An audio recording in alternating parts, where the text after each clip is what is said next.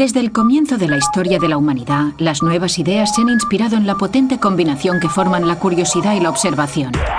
En el mundo tecnológico actual, todo lo que tocamos, utilizamos, vemos o hacemos, desde encender una cerilla hasta navegar, ir en tren, mandar correos electrónicos, volar, comprar, secar, atar, hilar, triturar, conducir, atornillar, tocar, escalar, rimar, escribir a máquina, limpiar, cortar, taladrar, telefonear, descansar, hablar, caminar, escribir o ver este documental. Es posible porque alguien en algún momento experimentó y transformó lo que era solo una idea en un instrumento útil y potente. Estas innovaciones e invenciones pronto dejarán de ser tan sorprendentes comparadas con lo que los exploradores pasados y presentes han descubierto y están revelando al escudriñar y sondear las profundidades del universo más poderoso, minúsculo y extraño imaginable, el universo cuántico. Un ámbito paradójico de un potencial ilimitado, donde fenómenos fascinantes están siendo aprovechados y desarrollados en unas nuevas tecnologías que pueden cambiar el mundo. Viaja con nosotros a este extraño y cada vez más sofisticado mundo, con los domadores de la física cuántica. Revolución cuántica.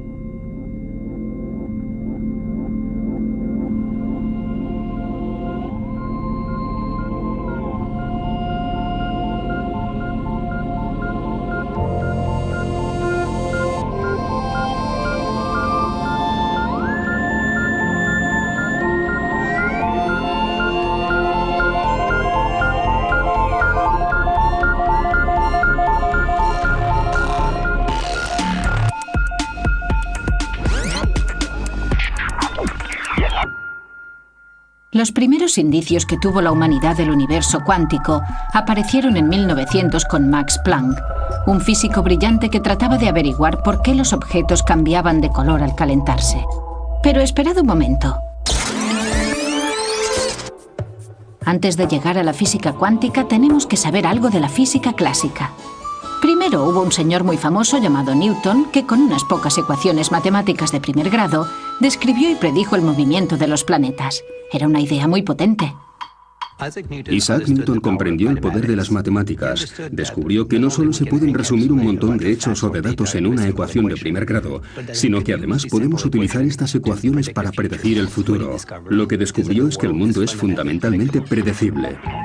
Después, James Clerk Maxwell demostró que la electricidad y el magnetismo también pueden resumirse con tan solo unas pocas ecuaciones matemáticas. Las ecuaciones de Maxwell tuvieron una tremenda repercusión en el desarrollo tecnológico del siglo pasado, el siglo XX. Todo lo que vemos a nuestro alrededor, la televisión, los teléfonos móviles y muchas de estas útiles herramientas tecnológicas que utilizamos diariamente, son el resultado de esta tremenda revolución que inició Maxwell.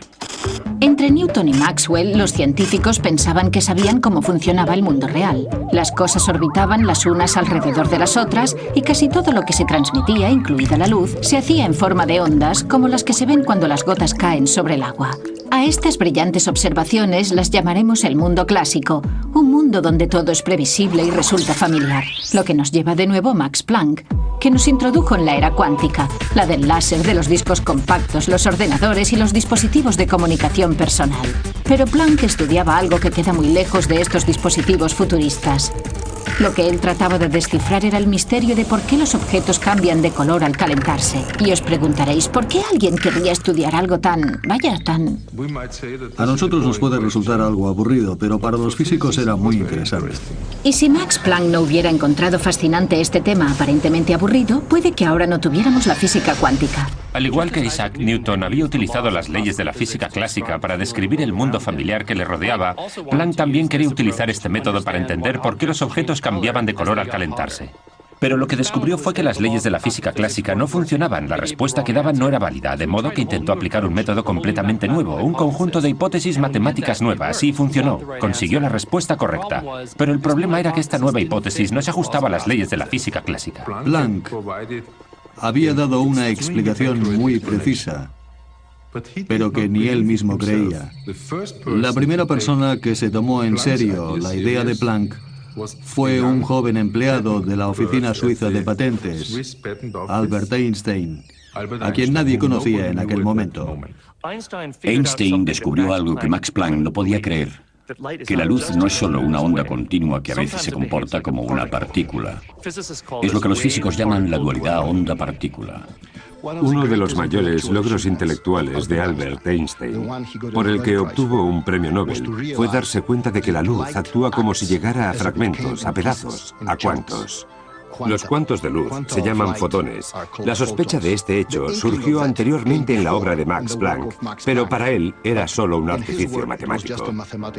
Einstein se dio cuenta de que no se trataba de matemáticas, sino de física, y gracias a ello se pudieron extraer consecuencias y demostrar experimentos que no podían explicarse con las ondas. La obra de Einstein marcó un punto de inflexión en el desarrollo de la física moderna. En 1913, Niels Bohr comenzó a aportar datos a la teoría cuántica al explicar la estructura del átomo usando estas ecuaciones de primer grado. Bohr fue capaz de explicar las propiedades de los átomos utilizando la mecánica cuántica. Para ello utilizó un modelo conocido como el modelo planetario, que es similar al de la Tierra, que gira alrededor del Sol, donde en el caso de los átomos, los electrones giran alrededor del núcleo. Las matemáticas de Bohr mostraron que los electrones no orbitaban alrededor del núcleo de un átomo como los planetas que orbitan al Sol. Solo podían girar alrededor del núcleo a ciertas distancias concretas, lo que los físicos cuánticos denominan distancias discretas o cuantificación. Y esto resultó inquietante para una generación de físicos que habían sido educados en la noción de que las cosas cambian ligeramente. Por ejemplo, la forma en que la Luna gira alrededor de la Tierra y la Tierra del Sol. Pero la teoría de Bohr suponía que los electrones se comportaban como partículas. Hasta que no apareció el físico francés Louis de Broglie, no se demostró que las órbitas atómicas pueden explicarse suponiendo que los electrones, que normalmente se consideran partículas, también pueden comportarse como ondas. Pero estos postulados no explicaban todo el fenómeno y el enigma cuántico consistía en unos puntos desconectados que iban de Planck a Einstein, luego a Bohr y finalmente a de Broglie. Hacía falta una teoría para conectar los puntos y aclarar cómo una onda podía actuar como una partícula y viceversa, y explicar así el misterio de la dualidad onda-partícula de la luz y la materia. En 1925, Erwin Schrödinger formuló la famosa ecuación que lleva su nombre. La ecuación de Schrödinger sentó las bases de lo que terminó siendo una teoría completa de la mecánica cuántica. Y esta nueva teoría no solo dio a los científicos una receta universal para comprender todos los fenómenos cuánticos anteriores, sino que también les proporcionó una manera sistemática de explorar el mundo atómico para encontrar los efectos cuánticos nuevos e inesperados. En definitiva, la teoría cuántica supuso para los científicos lo que probablemente sea la teoría más exacta y más potente jamás concebida por la humanidad.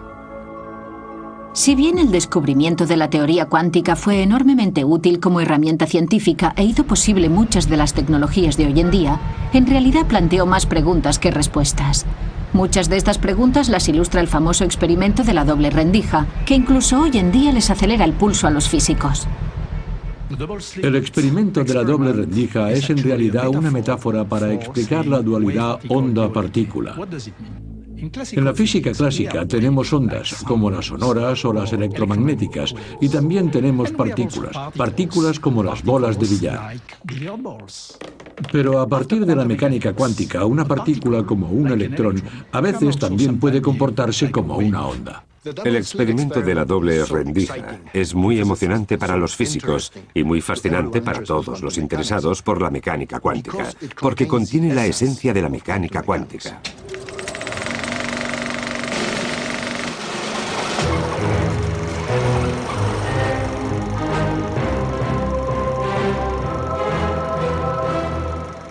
Double-slit experiment.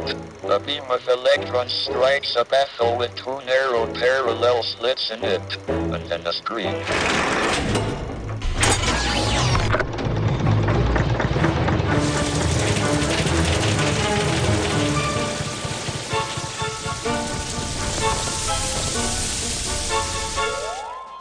Cuando hacemos este experimento con las luces encendidas, no ocurre nada inusual.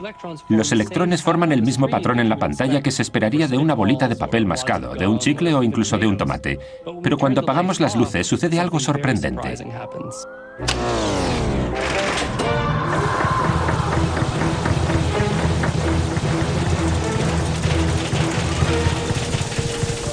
What one observes on the screen is a series of maxima and minima.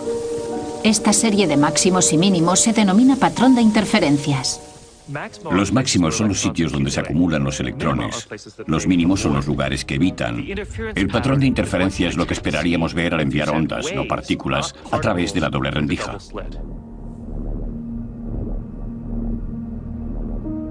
Lo que observamos en el experimento de la doble rendija se explica matemáticamente por la ecuación de las ondas de Schrödinger, que predice el patrón de interferencia observado. Pero la teoría cuántica no nos explica dónde está la partícula cuando pasa por las rendijas.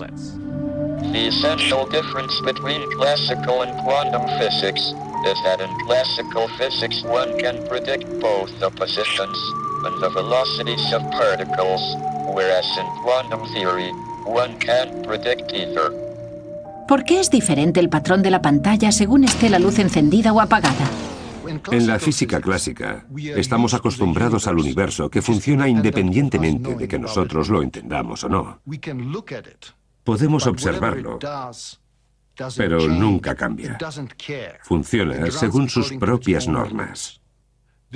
Pero este no es el caso de la mecánica cuántica, donde si observamos algo, cambia su comportamiento.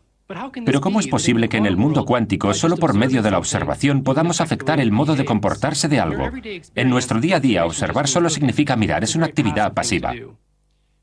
Pero hay que recordar que la observación siempre requiere luz, y en el mundo cuántico la luz viene en fragmentos llamados fotones. Para verlo, vamos a apagar las luces del cine de nuevo y ver exactamente lo que quieren decir los científicos cuando usan las palabras observación y medición. Para observar cómo pasan los electrones por las dos rendijas, hay que arrojar luz sobre ellos, pero al hacerlo los fotones pueden causar que los electrones se comporten de un modo diferente. En este caso, los fotones hacen que los electrones se comporten como partículas, por lo que el patrón de interferencia en la pantalla desaparece. Y ahora que sabemos lo que pasa cuando las luces están encendidas, la pregunta es, ¿qué pasa cuando las luces están apagadas? Sobre esta cuestión los científicos tienen diferentes opiniones y algunas teorías impactantes. Del experimento de la doble rendija se desprende que mientras un objeto cuántico no se mide o no interacciona mucho con su entorno, por lo general no tiene una posición definida. Normalmente se distribuye en muchas posiciones. Es lo que se denomina superposición cuántica. Los objetos cuánticos se comportan como si pudieran ser y pudieran hacer varias cosas al mismo tiempo. Los electrones pueden pasar por dos ranuras diferentes a la vez. Esto me recuerda a Yogi Berra, que dijo, cuando llego a una bifurcación en el camino, la cojo. Estas ideas radicales demostraron hasta qué punto las superposiciones cuánticas pusieron en tela de juicio la noción clásica de la realidad. Pero estas ideas inquietaron a muchos científicos, entre ellos a Erwin Schrödinger, quien se dio cuenta de que si se aplicaran las superposiciones al mundo cotidiano, darían lugar a predicciones extrañas. Para ilustrar este punto, concibió un experimento Gedanken. Un experimento Gedanken es un experimento mental, es decir, un experimento imaginario que nos permite centrarnos en alguna cuestión conceptual. Si realmente comprendemos una teoría, deberíamos ser capaces de decir lo que predice la teoría en cualquier tipo de situaciones, incluidas las que no se pueden llevar a cabo en un laboratorio. El famoso experimento mental de Schrödinger se conoce como el gato de Schrödinger. El gato de Schrödinger es una especie de parábola sobre la idea de la superposición cuántica. A Schrödinger le perturbaban las implicaciones de la teoría cuántica. Aparentes paradojas de la mecánica cuántica. Quería demostrar lo absurda que era la mecánica cuántica. Y para ello se le ocurrió un experimento Gedanken. Un experimento mental. La idea era la siguiente. Cogemos un gato. ¿Un gato? Un gato. Un gato con mala suerte. Y lo metemos en una caja. Totalmente aislado del exterior. En la caja también hay un martillo y una probeta. Llena de cianuro. Cianuro. Además, la caja también tiene un mecanismo de control accionado por un solo átomo que puede descomponerse radioactivamente. Cuando el átomo se descompone, el detector activa el martillo, de modo que se rompe el vial. Y se libera el cianuro. Y eso matará al gato. Y el gato morirá. Y si no se emite la partícula, no se libera el veneno y el gato no muere. Ahora supongamos que después de, digamos, una hora, hay una probabilidad del 50% de que el contador Geiger haya detectado algo. Hasta que no miremos dentro, existe la posibilidad de que el gato esté o bien vivo o bien muerto. Si creemos en la mecánica cuántica, el gato en ese momento se encuentra en un estado en el que está a la vez vivo y muerto.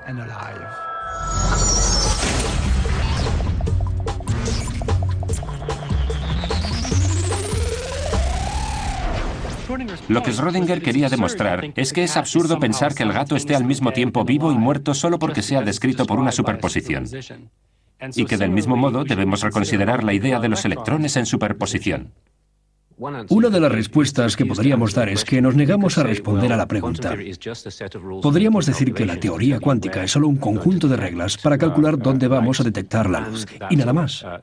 Es la escuela del cállate y calcula. Los físicos han dado todo tipo de respuestas, no hay un acuerdo general, y probablemente pasará mucho tiempo antes de que lleguen a uno. Ahora bien, mientras que los físicos pueden estar en desacuerdo acerca de si se debe tomar en serio la idea de que el gato está vivo y muerto a la vez, lo importante es que la superposición no se puede explicar en los términos de los conceptos clásicos, y eso es exactamente lo que hace que la mecánica cuántica sea tan intrigante. Al igual que a Schrödinger, a Einstein le seguía intrigando esta aparente paradoja. Einstein creía que se podría entender todo si se descubriera una teoría más exhaustiva, más completa. Para demostrarlo, se le ocurrió hacer un nuevo experimento Gedanken con sus colegas Boris Podolsky y Nathan Rosen en Princeton.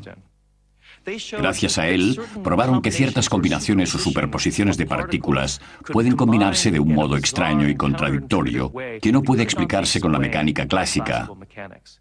El resultado es lo que se llama la paradoja Einstein-Podolsky-Rosen o EPR. La tesis en sí resultaba difícil de entender para las personas de a pie y quizá incluso para los científicos. ¿Listo? Vale. En una teoría completa... Hay un elemento que corresponde a cada elemento de la realidad. Una condición suficiente para la realidad de una cantidad física. Es la posibilidad de predecirla con certeza sin perturbar el sistema. De modo que, o bien la descripción de la realidad proporcionada por la función de onda de la mecánica cuántica no es completa, o bien estas dos cantidades no pueden tener una realidad simultánea. Por lo tanto, la conclusión a la que llegamos es que la descripción de la realidad proporcionada por una función de onda no es completa.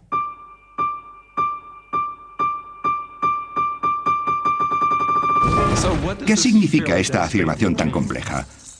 Según la mecánica cuántica, es posible que dos partículas estén tan estrechamente entrelazadas que forman un solo sistema en el que ninguna de las partículas tienen un estado cuántico por sí misma. Lo que Einstein, Podolsky y Rosen hicieron fue coger un par de partículas así y separarlas muy lejos, tal vez a años luz de distancia. Luego, imaginemos que aquí hay un observador midiendo la partícula A, dándole así un estado que no tenía antes. La idea clave es que al realizar la medición, también se está determinando el estado de la partícula B, un estado que, según la mecánica cuántica estándar, no existía previamente. Para Einstein esto era imposible. ¿Cómo era posible que medir una cosa aquí afectara instantáneamente a algo que está a años luz de distancia? De modo que él y sus colaboradores concluyeron que el estado de la partícula B debía existir con anterioridad y que, por lo tanto, la mecánica cuántica estaba incompleta. La idea de medir una cosa aquí y que cambie algo que está muy lejos es lo que Einstein llamaría una espeluznante acción a distancia. Einstein creía que el mundo debía ser reconocible a la larga, que ahí fuera tenía que haber una realidad, y eso desafiaba la mecánica cuántica. Así no funcionaba. A Einstein no le gustaba esa idea que provocó su famoso comentario: Dios no juega los dados con el universo. Muchos de los físicos cuánticos iniciales, Einstein incluido, esperaban que una teoría más exhaustiva estuviera libre de las aparentes contradicciones de la mecánica cuántica. Algunos científicos incluso tenían la esperanza de que los elementos cuánticos extraños desaparecieran. Después de que Einstein introdujera en 1935 el concepto de lo que llamó espeluznante acción a distancia, fue el físico austríaco Erwin Schrödinger quien denominó este fenómeno en alemán Verschränkung, entrelazamiento en español.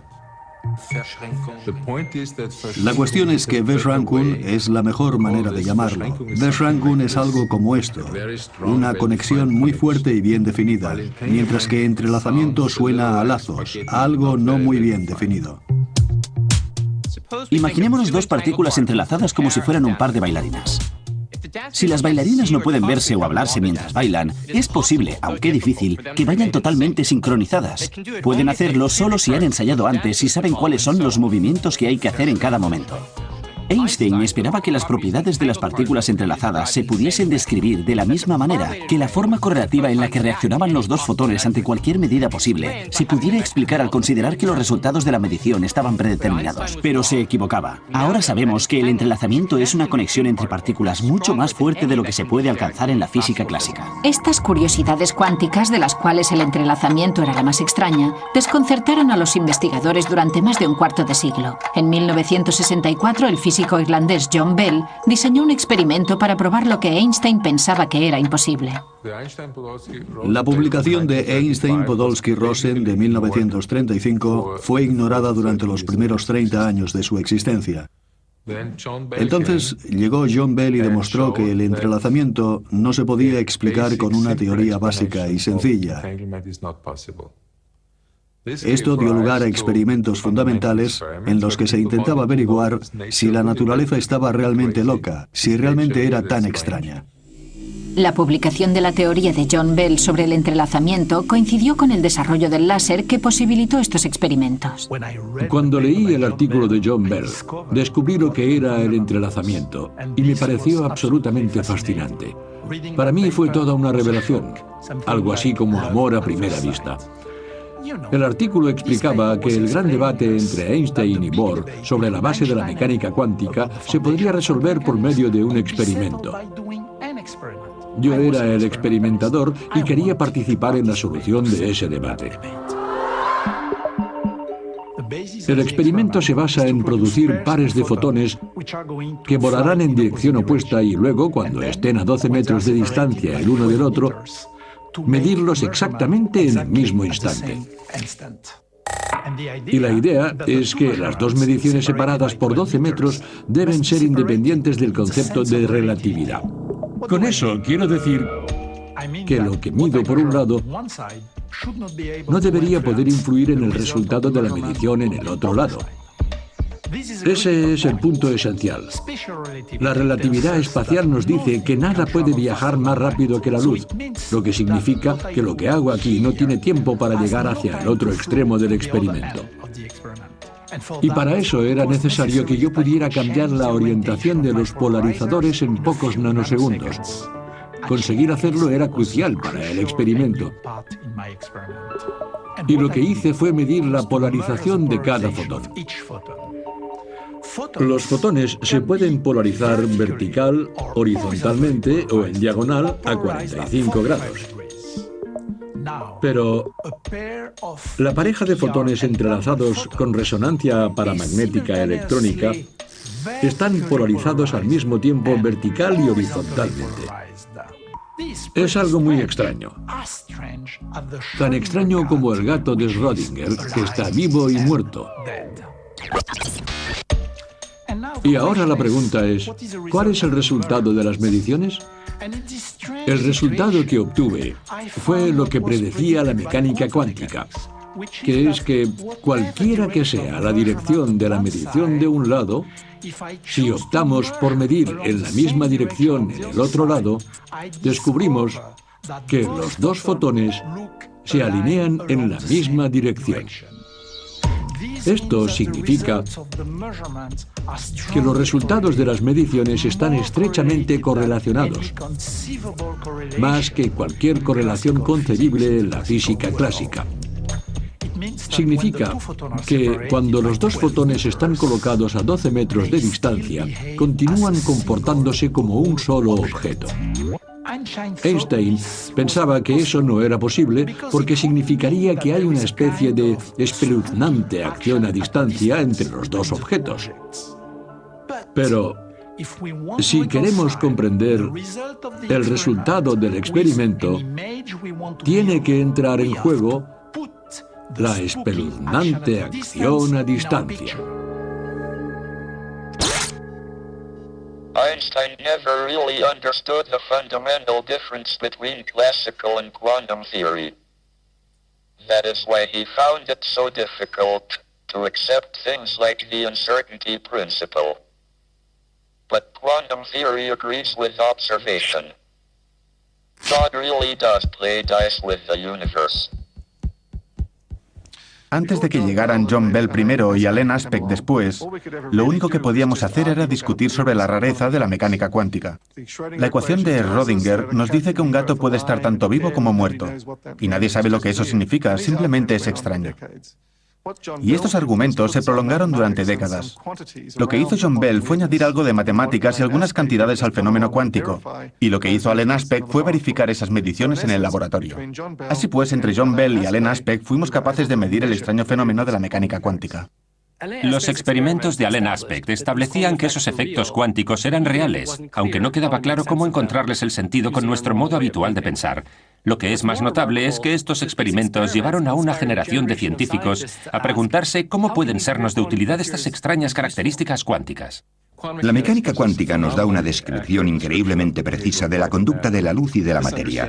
Este descubrimiento ayudó a los científicos e ingenieros del siglo XX a desarrollar todo tipo de tecnologías, como por ejemplo el láser y el transistor, que son el núcleo de nuestro mundo electrónico. Estos dispositivos cuánticos a una escala relativamente grande funcionan sin mostrar de un modo explícito los aspectos extraños de la mecánica cuántica. Estas tecnologías que nos resultan tan familiares son producto de la primera revolución cuántica. Pero ahora ha llegado una segunda revolución cuántica gracias a dos acontecimientos importantes. El primero es la capacidad tecnológica de controlar directamente la rareza del mundo cuántico, incluidas la superposición y el entrelazamiento. Y el segundo es el nacimiento de la era de la información. Así que aquí viene la información cuántica, o la IQ si estamos enviando un SMS. Lo que me hizo pensar en la información cuántica fue que en 1985 leí un artículo del físico estadounidense Richard Feynman, en el que hablaba de la posibilidad de que los ordenadores operaran sobre principios cuánticos. Fue algo totalmente revelador. Porque hasta aquel momento yo estaba más acostumbrado a pensar en la información en términos muy abstractos. En el mundo cotidiano nos resulta difícil separar la idea de la información del contenido y el significado. Pero podemos hacernos una idea de por qué la información es física, si pensamos, por ejemplo, lo que haríamos si se nos pidiera que señaláramos una información. Siempre señalaríamos un pedazo de papel con algunas notas, aunque también una fibra óptica o un disco duro. En el caso del disco duro, vemos que la información tiene realmente un contenido físico. Si queremos guardar información en, digamos, un disco duro de 100 gigabytes, tenemos que pagar un dinero. Tenemos que ir a comprarlo.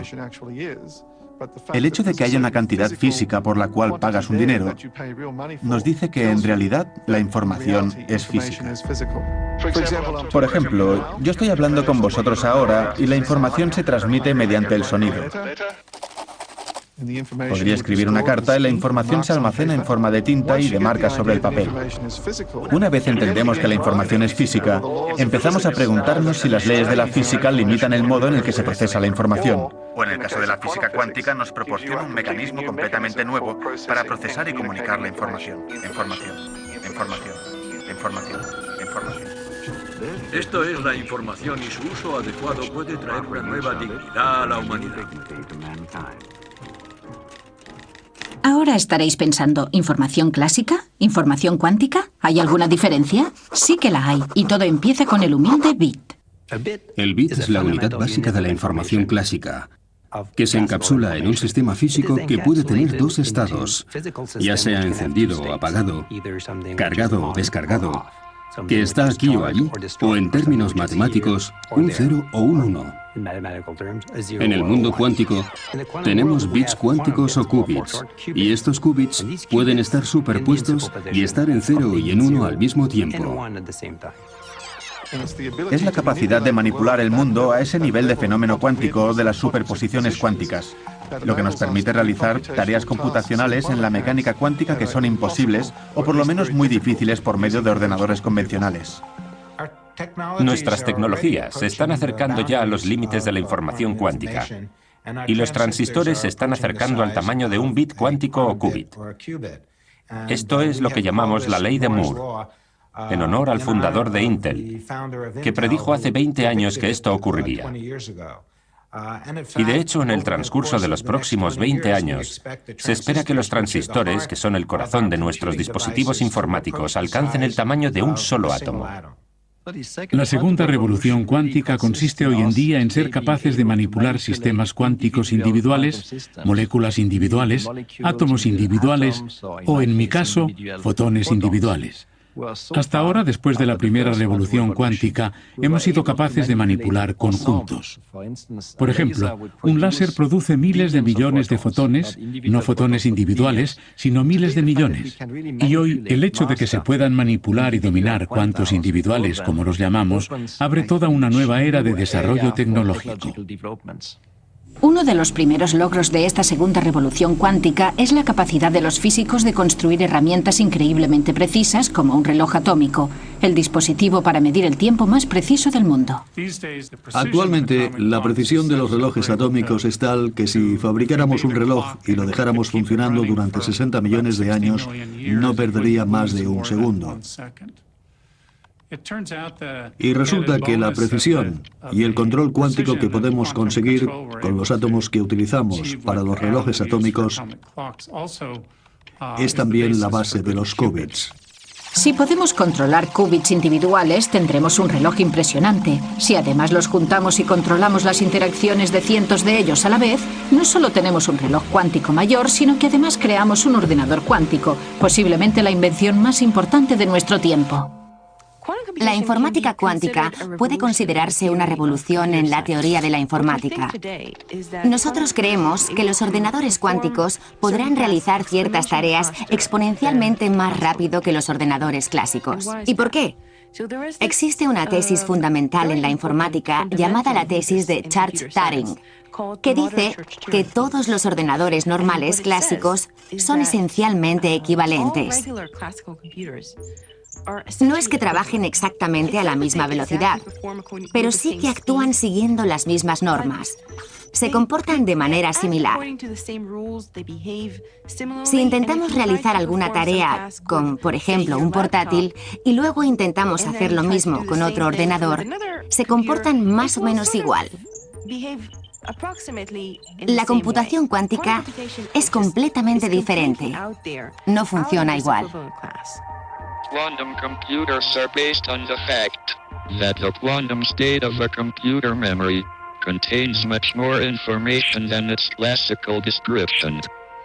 El ordenador cuántico también será diferente en el sentido de que manipulará y almacenará bits cuánticos en vez de bits clásicos. Los bits clásicos pueden tener dos estados, 0 o 1. Los bits cuánticos pueden tener muchos estados. Y esta nueva variedad de posibilidades conduce a nuevos fenómenos tales como el entrelazamiento y la interferencia. Creemos que eso es lo que puede dar a un ordenador cuántico toda su potencia, estos nuevos fenómenos. Pero exactamente cuánta potencia más y con qué fin. Una de las primeras aplicaciones de los ordenadores cuánticos, y una de las más útiles, es simular sistemas cuánticos. Seguramente no sea algo que la mayoría de la gente quiera hacer en casa, pero tiene unas aplicaciones potenciales enormes. Para entender la simulación cuántica es importante saber para qué necesitamos la simulación. Pensemos en un simulador de vuelo. ¿Para qué tenemos un simulador de vuelo? El simulador de vuelo es una caja que tiene un volante, una palanca, un cuadro de instrumentos, etc., y que se mueve hacia adelante y hacia atrás, arriba y abajo. Con él podemos simular el aterrizaje de un 747. ¿Y para qué lo queremos? Pues porque no queremos que nadie coja un 747 de verdad y lo aterrice hasta que no haya aprendido a manejarlo. ¿Me explico? Pues la simulación cuántica es lo mismo. Tenemos algunas moléculas grandes y complejas, como si fuera un 747 de moléculas, algo enorme, que tiene un comportamiento cuántico extraño y queremos saber qué hacer con él, pero no sabemos cómo controlarlo. No sabemos cómo obligarlo a hacer lo que queremos, así que lo que hacemos es simularlo con un ordenador cuántico. Por ejemplo, un ordenador cuántico podría ayudar a diseñar nuevos superconductores para que los trenes funcionen con levitación magnética, o nuevos medicamentos para tratar enfermedades. Podría ayudar a simular los átomos del medicamento para decirnos cómo se hace y cómo interactuará con otras sustancias químicas. Para los físicos, los químicos y los biólogos, todo esto es muy importante. La química de los átomos, el comportamiento de los materiales, todo dependerá de la mecánica cuántica y un ordenador cuántico puede simularlo a la perfección. Hay otros que prevén que las tecnologías cuánticas tendrán un papel diferente. La mecánica cuántica nos está dando las herramientas para detectar cosas mejor de lo que hemos podido hacer hasta ahora. Podemos detectar el mercurio en el pescado, la presencia de plomo en los juguetes. Quizá podríamos detectar bombas en la carretera. Con la mecánica cuántica podemos fabricar detectores más potentes, más precisos, más sensibles. Y si podemos hacerlos más compactos, en el futuro serán de uso general. Pero lo que causó la explosión de interés por la informática cuántica fue el descubrimiento de Peter Shor. Lo que hice fue demostrar que si se pudiera construir un ordenador cuántico, que es un ordenador hipotético que nadie ha logrado construir aún, sin embargo se podría utilizar para la factorización de números grandes. Si tenemos dos números, pongamos el 3 y el 5, y los multiplicamos, obtenemos el número 15. La factorización es el proceso inverso.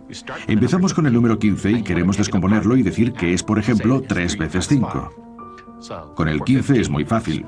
Se puede hacer de cabeza. Pero supongamos que cogemos dos números de 200 dígitos.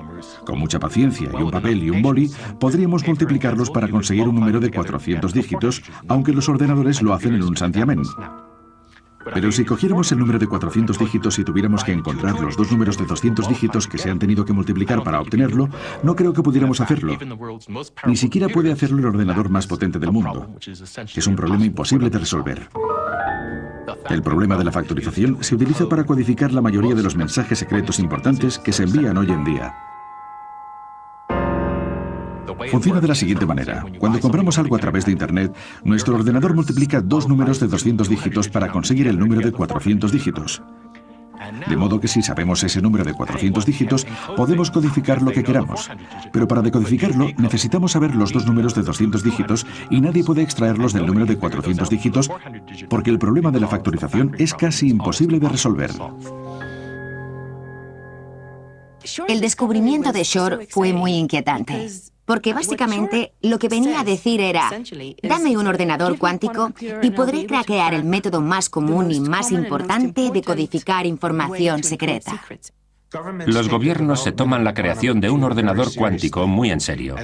Es una amenaza. Puede descifrar muchos de los códigos de cifrado que se utilizan hoy en día, incluidos los utilizados en los satélites, en los bancos y en las tarjetas de crédito para proteger las comunicaciones. Pero así como los físicos teóricos vieron que un ordenador cuántico podría descifrar mensajes secretos, también se dieron cuenta de que los efectos cuánticos podrían utilizarse para crear los códigos más secretos del mundo, los códigos cuánticos, y proporcionar así un modo extremadamente secreto de mantener la información privada. En la criptografía clásica, por lo general se parte del supuesto de que el sistema es seguro porque el supuesto espía, no puede resolver un problema computacional difícil. La criptografía cuántica funciona sobre un principio diferente. Es imposible descifrar un código criptográfico cuántico si no se violan las leyes de la física. Con la criptografía cuántica es imposible espiar durante la transmisión sin ser detectado. Es lo que podríamos llamar el efecto del observador ruidoso. Es como cuando estás en una fiesta y escuchas la conversación de la pareja de al lado. Ellos saben, sin mirar siquiera, que los estás escuchando. La criptografía cuántica ya se está utilizando a un alto nivel para asegurar los resultados de las elecciones de Suiza. En este laboratorio hemos desarrollado la tecnología básica de la criptografía cuántica. Lo que asegura la criptografía cuántica es el enlace de fibra óptica que conecta el lugar en que se encuentran las papeletas con el lugar donde se encuentran los ordenadores del Estado. Y esa ha sido la primera aplicación pública y material de la información cuántica. La criptografía cuántica es solo una de las muchas potentes herramientas cuánticas que se están desarrollando e instalando en este momento. Pero la aplicación más fantástica y asombrosa es un fenómeno llamado la teletransportación cuántica. La teletransportación cuántica no tendrá nada que ver con lo que vemos en la ciencia ficción, porque de hecho no se transmite materia de un punto a otro. Lo que se transmite es la información cuántica. La teletransportación cuántica se hace posible gracias al entrelazamiento. Se utiliza el entrelazamiento de dos fotones para transmitir la información de uno hacia el otro. En 2004 hicimos un experimento de teletransportación cuántica a través del río Danubio. Colocamos un cable de fibra de vidrio que iba de una orilla a otra, separadas por una distancia de 600 metros. La fibra cruzaba el río a través de una alcantarilla, por lo que lo llamamos el experimento del tercer hombre, en referencia a la película El tercer hombre que se rodó en las alcantarillas de Viena, interpretado por Orson Welles. Esta es la única película donde la música la interpreta una cítara. Creamos estos fotones entrelazados arrojando un láser muy potente en un cristal especial. que hace que un fotón de alta energía pueda descomponerse en dos fotones de baja energía que luego se entrelazan. Enviamos uno de los fotones hacia el otro lado del río y el otro lo mantenemos en el sitio. Este fotón se encuentra con el tercero, el que será teletransportado. Al entrelazar estos dos, las propiedades cuánticas del tercero se transfieren a la partícula del otro lado del río y termina la teletransportación. La teletransportación cuántica es una de las manifestaciones más bonitas del entrelazamiento. Con la teletransportación cuántica tenemos algo, el estado cuántico o la estructura esencial de la materia, que desaparece en un lado y vuelve a aparecer en el otro lado sin ni siquiera existir entre medio. Pero el experimento de 2004 es Schnee von gestern, que quiere decir nieve de ayer. Algo pasado. A la larga queremos llegar hasta los satélites y establecer la comunicación cuántica a escala mundial. Ahora conocemos el poder de la información cuántica, pero ¿qué se necesita para aprovechar al máximo el potencial de esta tecnología? ¿Qué hace falta para construir un ordenador cuántico? The principles of quantum computing are well understood. It is only their implementation in practice that is difficult. En principio, la construcción de un ordenador cuántico no supone ningún problema, eso está claro. Sabemos cómo juntar las cadenas de las operaciones cuánticas sobre el papel y la forma en que acabarán proporcionándonos un ordenador cuántico. El problema está en trasladarlo al hardware real. No sabemos qué aspecto tendrá un ordenador cuántico, porque aún no tenemos ninguno. Tenemos un modelo teórico y estamos buscando y haciendo pruebas con los dispositivos físicos que pueden poner en práctica nuestro modelo teórico. Un ordenador cuántico requiere el mantenimiento de superposiciones cuánticas para que funcione correctamente.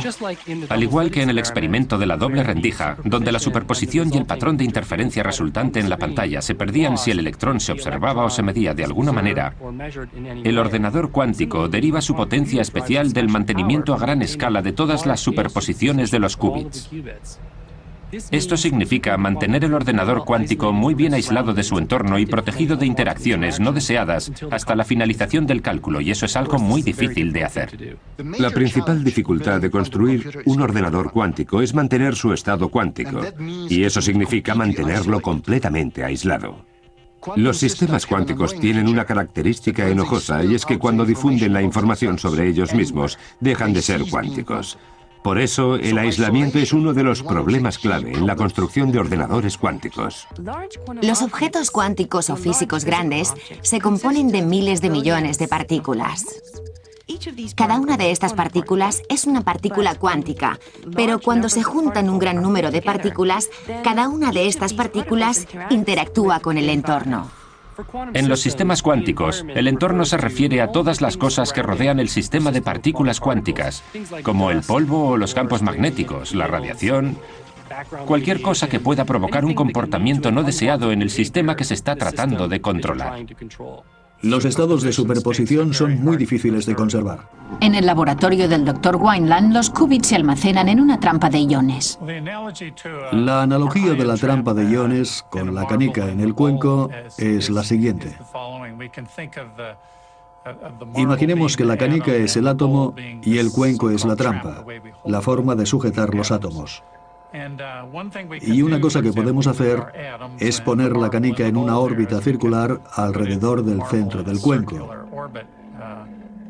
Y eso es lo que podemos hacer también con los átomos.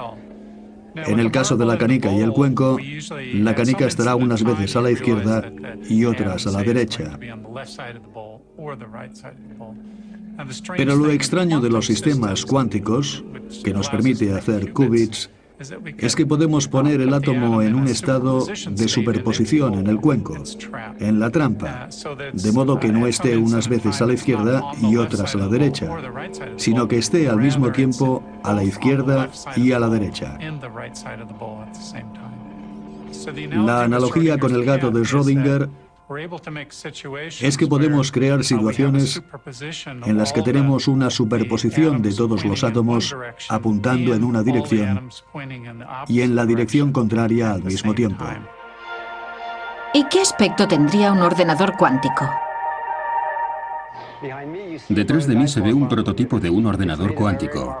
Está hecho con un imán muy potente, compuesto por un material superconductor, bañado en helio líquido a unos 266 grados centígrados bajo cero. Los qubits están compuestos de pequeños imanes en el interior del núcleo de los átomos. Al final de la computación, utilizamos el campo magnético de estos qubits para poder leer la respuesta. Este ordenador cuántico en concreto tiene una docena de bits cuánticos o el equivalente a 1000 bits clásicos, que es lo que tenían los ordenadores de la década de los 50. Si somos capaces de construir un ordenador cuántico con unos 60 o 70 bits cuánticos, tendremos una máquina más potente que todos los ordenadores normales que hay en el mundo juntos. Hoy en día, los científicos están sobrepasando los límites de la teoría y la experimentación de la pizarra al laboratorio, aprovechando el potencial del misterioso mundo cuántico de la naturaleza, sentando las bases de nueva era de descubrimientos e innovación. Creo que los efectos de lo que estamos hablando pueden tener una enorme repercusión en la tecnología del futuro y en nuestro estilo de vida. Pero no me oirán decir exactamente lo que va a pasar. Sin embargo, creo que lo más importante de cara al futuro es que, ahora que estamos aprendiendo a hablar con los átomos en su propio idioma, en el lenguaje de la información cuántica, podemos hablar con ellos y tratar con ellos como nunca antes habíamos podido. Es dificilísimo predecir la repercusión de una nueva tecnología. Pensemos, por ejemplo, en el láser, que se inventó a mediados del siglo XX. ¿Quién podría haber predicho en aquel momento que el láser se iba a utilizar para reproducir CDs, para registrar el precio de los alimentos o para la cirugía ocular con láser? Yo creo que nadie podría haber previsto el impacto social del láser. Yo creo que la tendencia es siempre la misma. Se empieza con la investigación básica en un laboratorio, con una máquina grande y compleja que cuesta mucho dinero. Y si hay un mercado real, al final se obtiene un equipo pequeño y bastante económico. Con el ejemplo del láser pasó lo mismo. Los primeros láseres eran unas máquinas grandes, complicadas de manejar y poco fiables. Hoy en día, todos los reproductores de CDs o DVDs tienen un pequeño láser semiconductor que solo vale $1. Estoy totalmente convencido de que si los fotones, ya sean simples o entrelazados, tienen una aplicación real y un mercado, será posible hacerlos muy pequeños y baratos. En los años 50, los primeros ordenadores clásicos se hacían con finalidades muy concretas y aburridas, visto desde la perspectiva actual. El presidente de IBM llegó a decir en algún momento: "No creo que se vayan a vender más de un puñado de computadoras en todo el mundo". Nadie pudo prever que ahora podríamos estar esperando al autobús y hablando con un amigo al otro lado del mundo, buscando dónde poder comprar una pizza, viendo una película. Nos ha cambiado la vida. Sé que la informática cuántica es potente, nos abre todo un mundo nuevo para observar el universo y buscar información, y no tengo ni idea de cómo cambiará eso el mundo dentro de 20 o 30 años.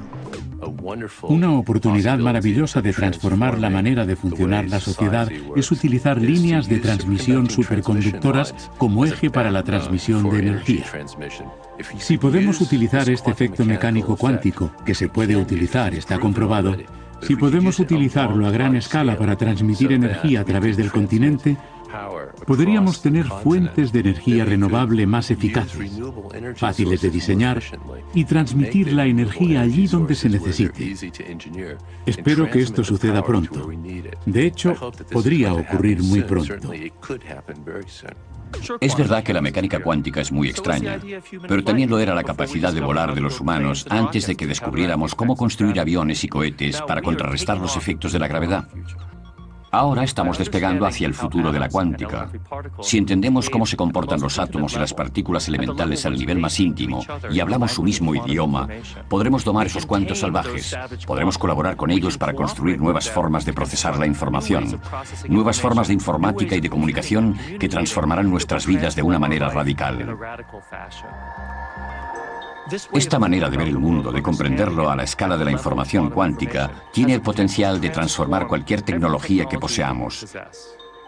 Y transformándola y aprendiendo a hablar con esos átomos y partículas elementales, encontraremos nuestro sitio en el mundo cuántico.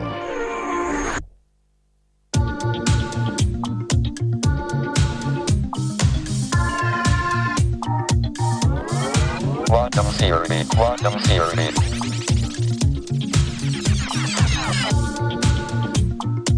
Quantum terrors.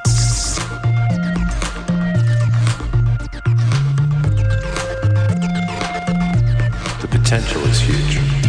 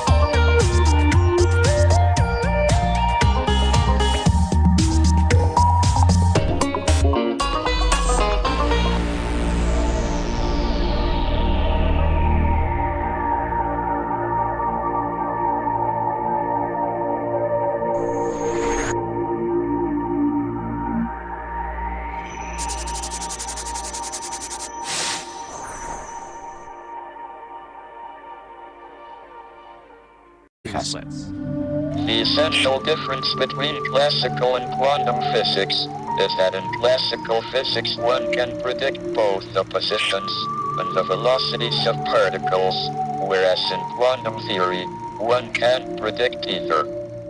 ¿Por qué es diferente el patrón de la pantalla según esté la luz encendida o apagada? En la física clásica, estamos acostumbrados al universo que funciona independientemente de que nosotros lo entendamos o no. Podemos observarlo, pero nunca cambia. Funciona según sus propias normas. Pero este no es el caso de la mecánica cuántica, donde si observamos algo, cambia su comportamiento. Pero ¿cómo es posible que en el mundo cuántico, solo por medio de la observación, podamos afectar el modo de comportarse de algo? En nuestro día a día, observar solo significa mirar, es una actividad pasiva. Pero hay que recordar que la observación siempre requiere luz, y en el mundo cuántico la luz viene en fragmentos llamados fotones. Para verlo, vamos a apagar las luces del cine de nuevo y ver exactamente lo que quieren decir los científicos cuando usan las palabras observación y medición. Para observar cómo pasan los electrones por las dos rendijas, hay que arrojar luz sobre ellos, pero al hacerlo los fotones pueden causar que los electrones se comporten de un modo diferente. En este caso, los fotones hacen que los electrones se comporten como partículas, por lo que el patrón de interferencia en la pantalla desaparece. Y ahora que sabemos lo que pasa cuando las luces están encendidas, la pregunta es, ¿qué pasa cuando las luces están apagadas? Sobre esta cuestión los científicos tienen diferentes opiniones y algunas teorías impactantes. Del experimento de la doble rendija se desprende que mientras un objeto cuántico no se mide o no interacciona mucho con su entorno, por lo general no tiene una posición definida. Normalmente se distribuye en muchas posiciones. Es lo que se denomina superposición cuántica. Los objetos cuánticos se comportan como si pudieran ser y pudieran hacer varias cosas al mismo tiempo. Los electrones pueden pasar por dos ranuras diferentes a la vez. Esto me recuerda a Yogi Berra, que dijo, cuando llego a una bifurcación en el camino, la cojo. Estas ideas radicales demostraron hasta qué punto las superposiciones cuánticas pusieron en tela de juicio la noción clásica de la realidad. Pero estas ideas inquietaron a muchos científicos, entre ellos a Erwin Schrödinger, quien se dio cuenta de que si se aplicaran las superposiciones al mundo cotidiano, darían lugar a predicciones extrañas. Para ilustrar este punto, concibió un experimento Gedanken.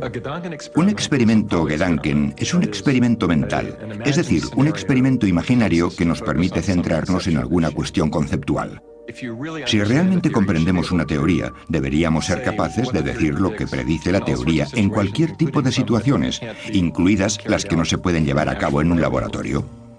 El famoso experimento mental de Schrödinger se conoce como el gato de Schrödinger. El gato de Schrödinger es una especie de parábola sobre la idea de la superposición cuántica. A Schrödinger le perturbaban las implicaciones de la teoría cuántica. Aparentes paradojas de la mecánica cuántica. Quería demostrar lo absurda que era la mecánica cuántica. Y para ello se le ocurrió un experimento, Gedanken. Un experimento mental. La idea era la siguiente. Cogemos un gato. ¿Un gato? Un gato. Un gato con mala suerte. Y lo metemos en una caja. Totalmente aislado del exterior. En la caja también hay un martillo y una probeta. Llena de cianuro. Cianuro. Además, la caja también tiene un mecanismo de control accionado por un solo átomo que puede descomponerse radioactivamente. Cuando el átomo se descompone, el detector activa el martillo, de modo que se rompe el vial. Y se libera el cianuro. Y eso matará al gato. Y el gato morirá. Y si no se emite la partícula, no se libera el veneno y el gato no muere. Ahora supongamos que después de, digamos, una hora, hay una probabilidad del 50% de que el contador Geiger haya detectado algo. Hasta que no miremos dentro, existe la posibilidad de que el gato esté o bien vivo o bien muerto. Si creemos en la mecánica cuántica, el gato en ese momento se encuentra en un estado en el que está a la vez vivo y muerto.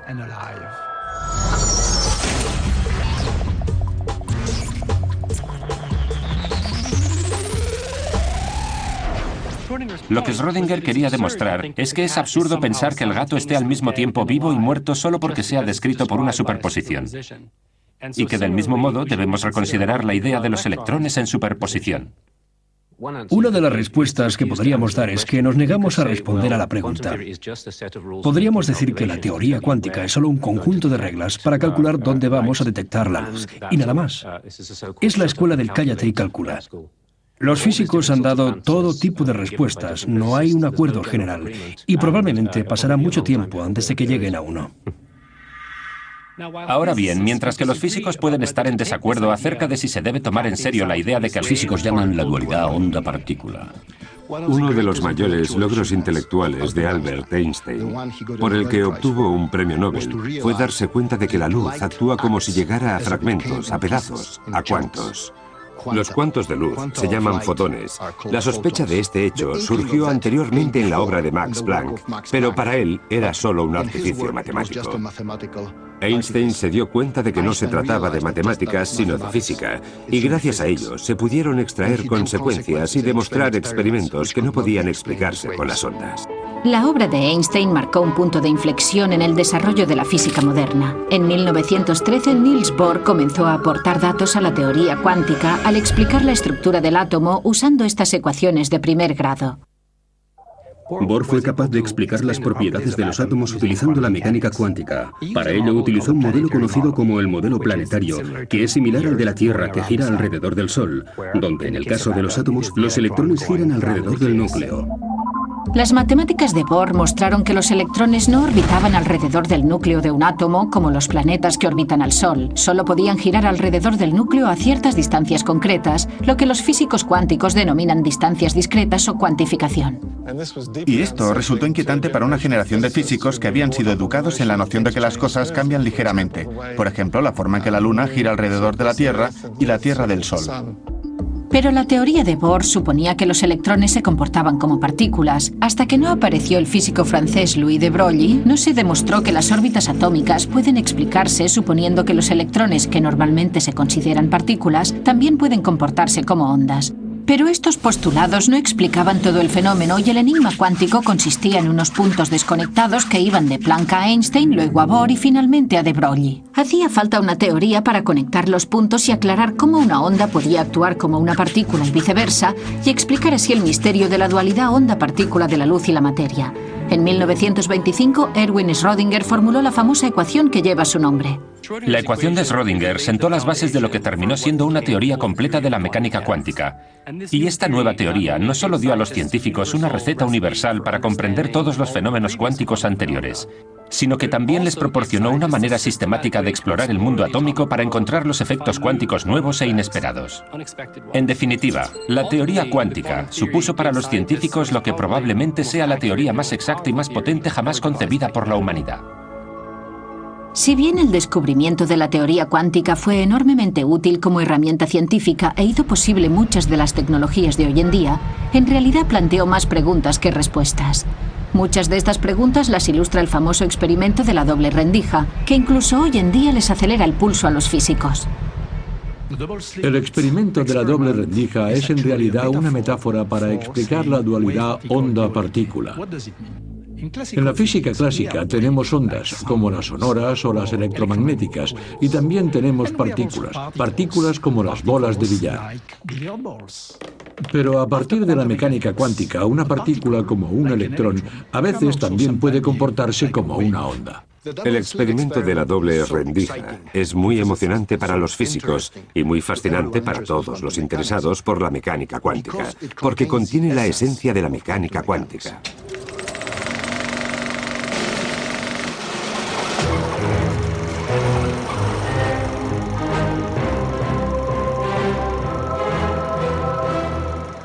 The double-slit experiment, a beam of electrons strikes a battle with two narrow parallel slits in it, and then a screen.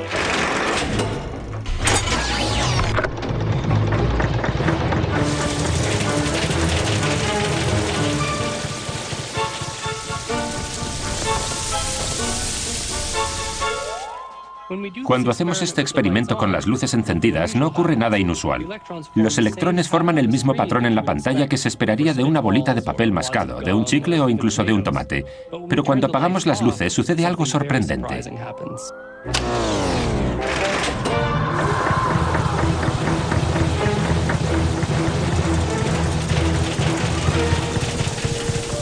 What one observes on the screen is a series of maxima and minima. Esta serie de máximos y mínimos se denomina patrón de interferencias. Los máximos son los sitios donde se acumulan los electrones. Los mínimos son los lugares que evitan. El patrón de interferencia es lo que esperaríamos ver al enviar ondas, no partículas, a través de la doble rendija.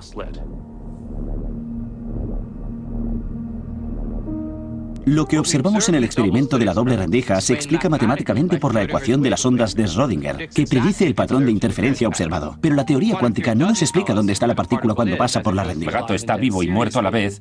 Lo importante es que la superposición no se puede explicar en los términos de los conceptos clásicos, y eso es exactamente lo que hace que la mecánica cuántica sea tan intrigante. Al igual que a Schrödinger, a Einstein le seguía intrigando esta aparente paradoja. Einstein creía que se podría entender todo si se descubriera una teoría más exhaustiva, más completa. Para demostrarlo, se le ocurrió hacer un nuevo experimento Gedanken con sus colegas Boris Podolsky y Nathan Rosen en Princeton. Gracias a él, probaron que ciertas combinaciones o superposiciones de partículas pueden combinarse de un modo extraño y contradictorio, que no puede explicarse con la mecánica clásica. El resultado es lo que se llama la paradoja Einstein-Podolsky-Rosen, o EPR. La tesis en sí resultaba difícil de entender para las personas de a pie y quizá incluso para los científicos. ¿Listo? Vale. En una teoría completa, Hay un elemento que corresponde a cada elemento de la realidad. Una condición suficiente para la realidad de una cantidad física. Es la posibilidad de predecirla con certeza sin perturbar el sistema. De modo que, o bien la descripción de la realidad proporcionada por la función de onda de la mecánica cuántica no es completa, o bien estas dos cantidades no pueden tener una realidad simultánea. Por lo tanto, la conclusión a la que llegamos es que la descripción de la realidad proporcionada por una función de onda no es completa.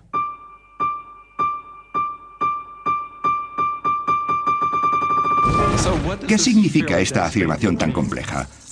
Según la mecánica cuántica, es posible que dos partículas estén tan estrechamente entrelazadas que forman un solo sistema en el que ninguna de las partículas tienen un estado cuántico por sí misma. Lo que Einstein, Podolsky y Rosen hicieron fue coger un par de partículas así y separarlas muy lejos, tal vez a años luz de distancia. Luego, imaginemos que aquí hay un observador midiendo la partícula A, dándole así un estado que no tenía antes. La idea clave es que al realizar la medición, también se está determinando el estado de la partícula B, un estado que, según la mecánica cuántica estándar, no existía previamente. Para Einstein esto era imposible. ¿Cómo era posible que medir una cosa aquí afectara instantáneamente a algo que está a años luz de distancia? De modo que él y sus colaboradores concluyeron que el estado de la partícula B debía existir con anterioridad y que, por lo tanto, la mecánica cuántica estaba incompleta. La idea de medir una cosa aquí y que cambie algo que está muy lejos es lo que Einstein llamaría una espeluznante acción a distancia. Einstein creía que el mundo debía ser reconocible a la larga, que ahí fuera tenía que haber una realidad, y eso desafiaba la mecánica cuántica. Así no funcionaba. A Einstein no le gustaba esa idea que provocó su famoso comentario: Dios no juega los dados con el universo. Muchos de los físicos cuánticos iniciales, Einstein incluido, esperaban que una teoría más exhaustiva estuviera libre de las aparentes contradicciones de la mecánica cuántica. Algunos científicos incluso tenían la esperanza de que los elementos cuánticos extraños desaparecieran. Después de que Einstein introdujera en 1935 el concepto de lo que llamó espeluznante acción a distancia, fue el físico austríaco Erwin Schrödinger quien denominó este fenómeno en alemán Verschränkung, entrelazamiento en español. La cuestión es que Verschränkung es la mejor manera de llamarlo. Verschränkung es algo como esto, una conexión muy fuerte y bien definida, mientras que entrelazamiento suena a lazos, a algo no muy bien definido. Imaginémonos dos partículas entrelazadas como si fueran un par de bailarinas. Si las bailarinas no pueden verse o hablarse mientras bailan, es posible, aunque difícil, que vayan totalmente sincronizadas. Pueden hacerlo solo si han ensayado antes y saben cuáles son los movimientos que hay que hacer en cada momento. Einstein esperaba que las propiedades de las partículas entrelazadas se pudiesen describir de la misma manera, que la forma correlativa en la que reaccionaban los dos fotones ante cualquier medida posible se pudiera explicar al considerar que los resultados de la medición estaban predeterminados. Pero se equivocaba. Ahora sabemos que el entrelazamiento es una conexión entre partículas mucho más fuerte de lo que se puede alcanzar en la física clásica. Estas curiosidades cuánticas, de las cuales el entrelazamiento era la más extraña, desconcertaron a los investigadores durante más de un cuarto de siglo. En 1964, el físico irlandés John Bell diseñó un experimento para probar lo que Einstein pensaba que era imposible. La publicación de Einstein-Podolsky-Rosen de 1935 fue ignorada durante los primeros 30 años de su existencia. Entonces llegó John Bell y demostró que el entrelazamiento no se podía explicar con una teoría básica y sencilla.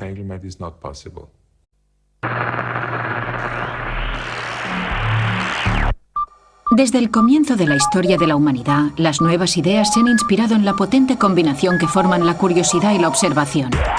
En el mundo tecnológico actual, todo lo que tocamos, utilizamos, vemos o hacemos, desde encender una cerilla hasta navegar, ir en tren, mandar correos electrónicos, volar, comprar, secar, atar, hilar, triturar, conducir, atornillar, tocar, escalar, rimar, escribir a máquina, limpiar, cortar, taladrar, telefonear, descansar, hablar, caminar, escribir o ver este documental. Es posible porque alguien en algún momento experimentó y transformó lo que era solo una idea en un instrumento útil y potente. Estas innovaciones e invenciones pronto dejarán de ser tan sorprendentes comparadas con lo que los exploradores pasados y presentes han descubierto y están revelando al escudriñar y sondear las profundidades del universo más poderoso, minúsculo y extraño imaginable, el universo cuántico. Un ámbito paradójico de un potencial ilimitado, donde fenómenos fascinantes están siendo aprovechados y desarrollados en unas nuevas tecnologías que pueden cambiar el mundo. Viaja con nosotros a este extraño y cada vez más sofisticado mundo, con los domadores de la física cuántica. Revolución cuántica.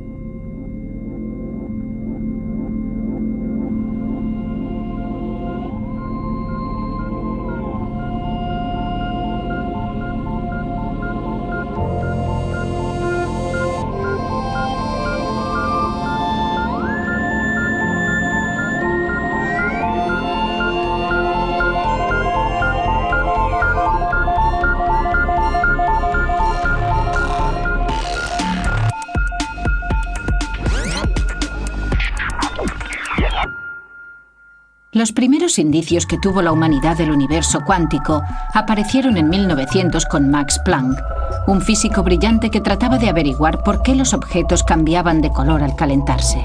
Pero esperad un momento. Antes de llegar a la física cuántica, tenemos que saber algo de la física clásica. Primero hubo un señor muy famoso llamado Newton que, con unas pocas ecuaciones matemáticas de primer grado, describió y predijo el movimiento de los planetas. Era una idea muy potente. Isaac Newton comprendió el poder de las matemáticas. Descubrió que no solo se pueden resumir un montón de hechos o de datos en una ecuación de primer grado, sino que además podemos utilizar estas ecuaciones para predecir el futuro. Lo que descubrió es que el mundo es fundamentalmente predecible. Después, James Clerk Maxwell demostró que la electricidad y el magnetismo también pueden resumirse con tan solo unas pocas ecuaciones matemáticas. Las ecuaciones de Maxwell tuvieron una tremenda repercusión en el desarrollo tecnológico del siglo pasado, el siglo XX. Todo lo que vemos a nuestro alrededor, la televisión, los teléfonos móviles y muchas de estas útiles herramientas tecnológicas que utilizamos diariamente, son el resultado de esta tremenda revolución que inició Maxwell. Entre Newton y Maxwell, los científicos pensaban que sabían cómo funcionaba el mundo real. Las cosas orbitaban las unas alrededor de las otras y casi todo lo que se transmitía, incluida la luz, se hacía en forma de ondas, como las que se ven cuando las gotas caen sobre el agua.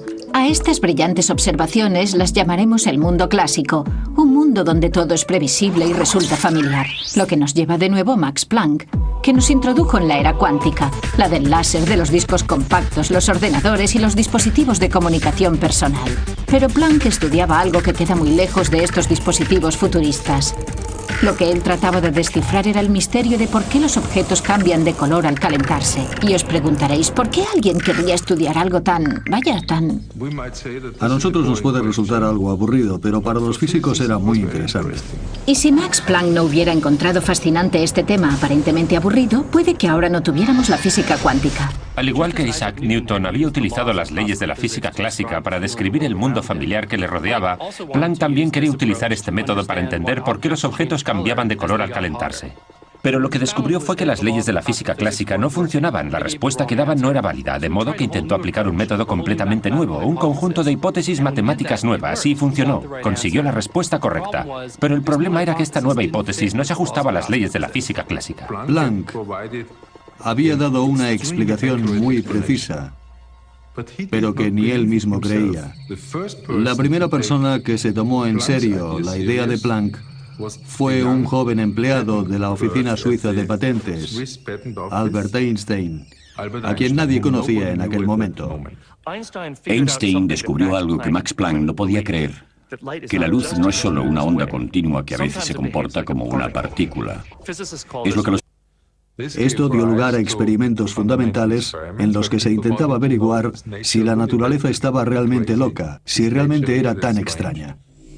La publicación de la teoría de John Bell sobre el entrelazamiento coincidió con el desarrollo del láser que posibilitó estos experimentos.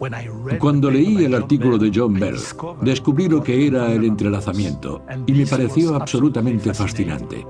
Para mí fue toda una revelación, algo así como amor a primera vista.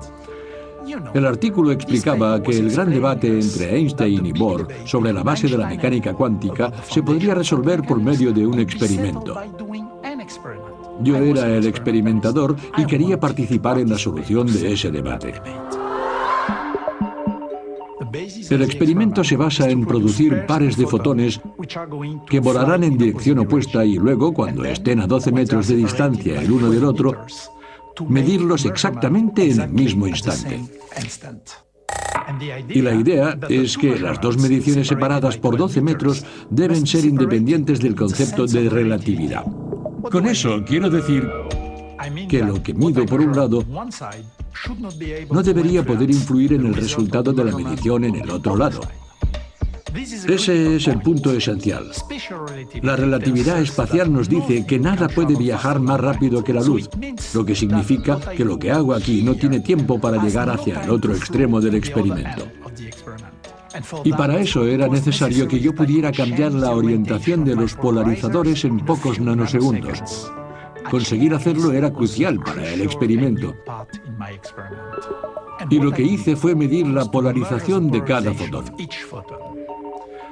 Los fotones se pueden polarizar vertical, horizontalmente o en diagonal a 45 grados.